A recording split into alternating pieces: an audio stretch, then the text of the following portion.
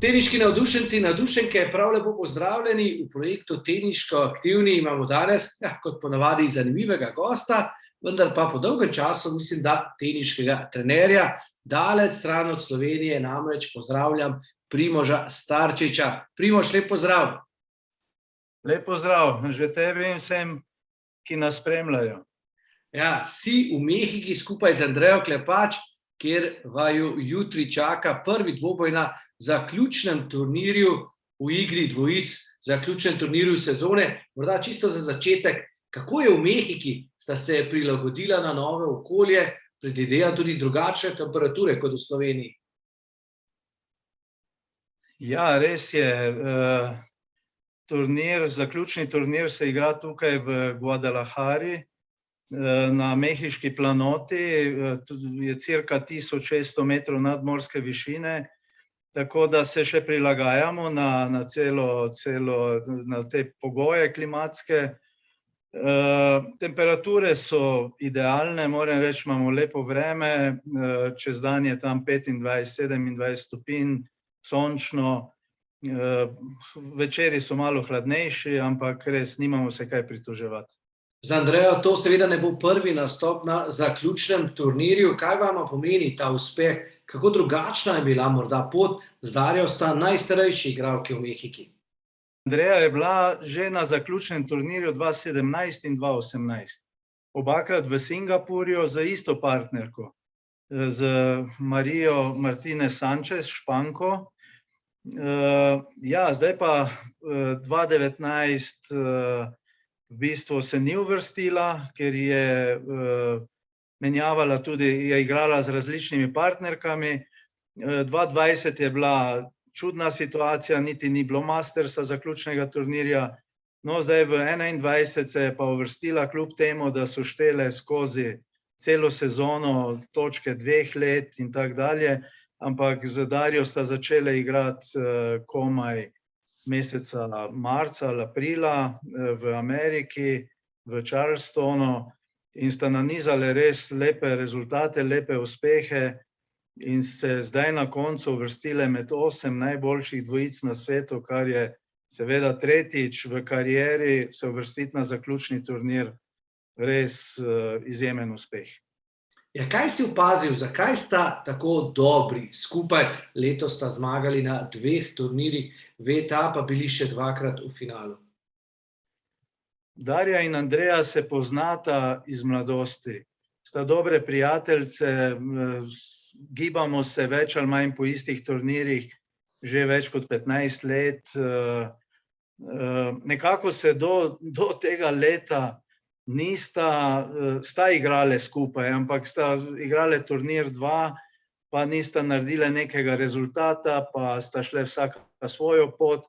No, zdaj na koncu sta se pa kar odločile, da bosta probale zaigrati skupaj, in moram reči, da obe sta zelo izkušeni, obe sta specialistki v igri dvojic in imata ogromno izkušenj, igrata vsaka svojo priljubljeno stran, lahko Andreja na forehand strani, Darja na backhand strani, in v bistvu po vseh teh letih izkušenj veta zelo dobro odreagirati na partnerkine, kako bi rekel, reakcije. Tako da sta začele dobro igrati, zmagovati in smo kar nadaljevali. Zakaj pa ne, ko se je skupaj poklopilo. Poleg tega, kot sem pa rekel, sta pa res dobre prijateljice, se razumeta in to tudi odločilno vpliva na vse skupaj. In Andreja ima seveda dobrega trenerja. V tem pogovoru bi rad izpostavil tudi delo trenerja. To verjetno ni poklic, to je način življenja in ti to verjetno poosebljaš. Lahko kar nadaljuješ? Ja, z Andrejo smo že dolgo časa v bistvu skupaj.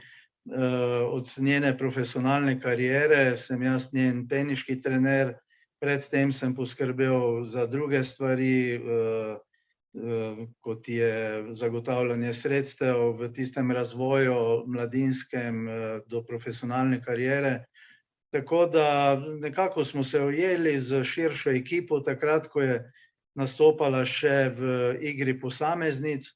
Moramo tudi to pri njej poudariti, da je bila zelo dobra Singlašica, prišla je v top 100, leta 2008 zaigrala v finalu VTA turnirja, premagala igralke zvenečih imen, Petro Kvitovo, Karolino Šprem in tako dalje.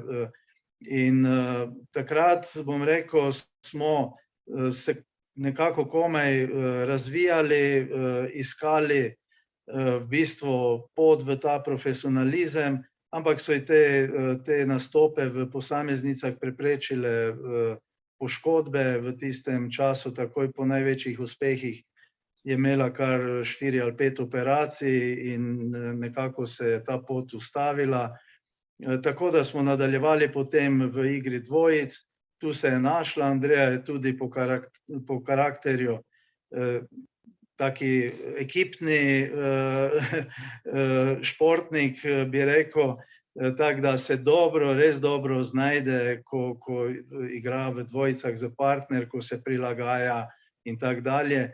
Tako da, ja, gojijo pa oziroma krasijo pa zelo dober forehand, servis in pa tudi v zadnjem času vedno boljša igra na mreži, tako da je res ena boljših deblašic na svetu, lahko rečemo.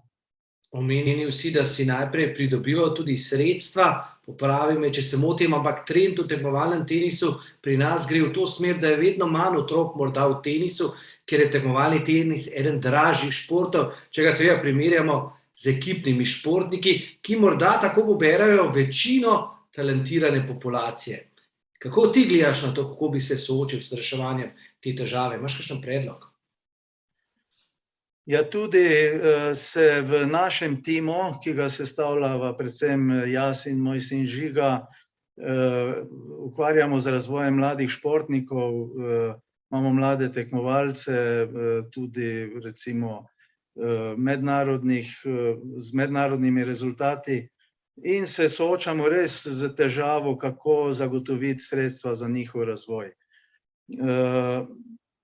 V Sloveniji ocenjujem, da je to relativno težko, predvsem zaradi tega, ker nekako, če hočeš ubrati individualno pot, potem si na tej poti v bistvu sam, za razvoj igralca pa vemo, da potrebuješ ti širši tim, kondicijskega trenerja, fizioterapeuta in še druge širše strokovne znanosti. Tako da je zelo težko dejansko sam uspevati, tudi če imaš sredstva. Nekako vidim razvoj mladega športnika, poleg tega, da dejansko brez sredstev ne gre in moraš zagotoviti sredstva, nekako povezovanje z akademijami, z drugimi timi in tako nekako. Mi smo pri Andreji podobno pot ubrali že takrat, ko smo zagotovili sredstva za njen razvoj, smo se odpravili na Malorko, trenirali tam v akademiji, seveda pa obvezno skupaj igralec mora odpotovati z trenerjem v akademijo, ker če res nisi tisti ta najboljši, ta najvišji top of the top, lahko zelo hitro tam začneš igrati eno številko, en sparing drugim igralcem in tega si noben ne bi želel. Če morda še malce ostanemo pri trenerskem poslu, kako osebno pa si se ti razvijal, spreminjal, izboljševal, kako skrbiš, da ne obtičiš na mestu? Kot rečeno, midva z Andrejo sva šla zelo zgodaj v akademijo, tam nabirala znanje, izkušnje, sva se tudi, v bistvu nisva bila vezana vedno na eno akademijo, sva tudi na Floridi parkrat izvajala priprave in v bistvu sodelovanje z trenerji iz drugih akademij, ki so nam dali na koncu koncev neko širino in na koncu moraš pa ti kot trener prevzeti odgovornost in iz teh informacij, ki jih dobivaš okrog, sestaviti svojo zgodbo in prevzeti odgovornost in in štartati svojo pot. Mislim, da je vsaka pot mora biti na koncu spet individualna, vsak coach, trener mora to odgovornost prevzeti, mora povezati druge strokovne delavce v svoj tim in jih nekako v bistvu voditi. In tudi pri nas je bilo podobno. Omenjal si torej pot pa odgovornost, kaj pa napake? Kako pa sta se morda naučila kaj novega na lastnih napakah in sta kasneje ugotovila, da morda niti to ni bila takšna napaka, ampak samo učna ura na tej poti? Ogromno napak smo delali, ogromno. Zdaj, če bi imel možnost ponovno začeti, bi to pot imel bistveno bolj ravno, ne tako vinkasto, kot smo jo mi imeli, ampak iz napak se človek uči, tako da vse napake nekako, v bistvu ne smeš se ozirati na njih, moraš gledati naprej, moraš gledati vsak novi dan, vsako novo priložnost. Tudi v športu se srečuješ, posebej v individualne veliko vlogo vplivajo razni zdravstvene težave, poškodbe, ki se moraš temu prilagajati, tudi ko misliš, da si najboljši, pa nimaš težav, ni rezultatov, ko si pa malo poškodovan, pa to breme pade, tiste odgovornosti rezultata in nekako se bolj ukvarjaš z drugimi problemi in takrat pa ravno pride do rezultatov. Pri nas je bilo dostikrat tako. Tudi letos v paru z Darjo, ko je v bistvu v San Joseju že po prvem kolu, smo se razmišljali, ali naj nadaljuje v drugo kolo, ker je vnel komolec, ne vem, 2 poškodbi naenkrat, ampak na koncu osvojila San Jose, nadaljevala v Montreal, spet poškodba ista, vedno hujša zadeva, ampak še odigrala finale Montreala. Tako da, mislim, prilagajanja so velika, napake se pa v bistvu takrat najbolj delajo, ko je vse v redu, ko vse štima. Tako da pravim, z dneva v dan prilagajanje, gledati vsak dan za naprej. Če prideva k koncu, kako pa bi lahko morda panožna zveza, torej Tenis Slovenija, organizirala svoje delo, tu mislim predvsem v delu, da bi maksimalno pomagala pri razvoju mladih talentov? Tudi mi se ukvarjamo sami, glede na to, da se ukvarjamo z mladimi igralci, kako v bistvu to generacijsko združevati tekmovalce, recimo v Sloveniji, se pravi igralce, ki so se odločili na pot, da bi želeli postati profesionalni vrhunski igralci tenisa. Jaz vidim zadevo tako, da bi enostavno en trener prevzel, ne vem, 2, 3, 4 igralke ali igralce, ki dosegajo podobne rezultate, v razmiku največ do 2, 3 let starosti in bi se to projektno začelo delati, ta skupina teh 3, 4 mladih igralcev z trenerjem in pa enim timom, ki bi od zadaj bil kondicijski trener, fizioterapevt in tako dalje, ki bi lahko še druge skupine.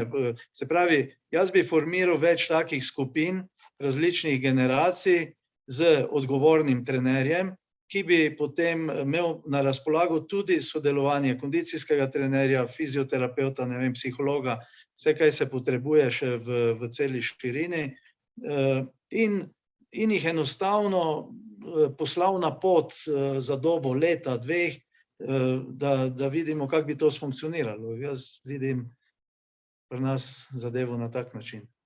Za konec vračam ti žogico na drugo stran sveta, v Mehiko. Je kaj takšnega, kar te nisem vprašal, pa bi rad nekako zaključil, da povzameva? Mislim, da nič takšnega. Mi se pripravljamo tukaj na zaključni turnir te sezone. Kar je dobro, je to, da so letos zaključni turnir se igra round robin sistem, tako da v predtekmovanju bomo odigrali 3 tekme. upamo na kako zmago v predtekmovanju in v polfinale se uvrstita dva najboljša para iz vsake skupine in upajmo na uvrstitev v polfinale. In potem naslednji teden upajmo z Andrejo Klepač takole še iz Mehike, tudi v našem Facebook pogovoru Teniška aktivni. Kaj praviš? V redu, se strinjam. Hvala lepa, Primož, in srečno torej na tem turnirju, srečno v Mehiki. Hvala tudi tebi, pozdrav.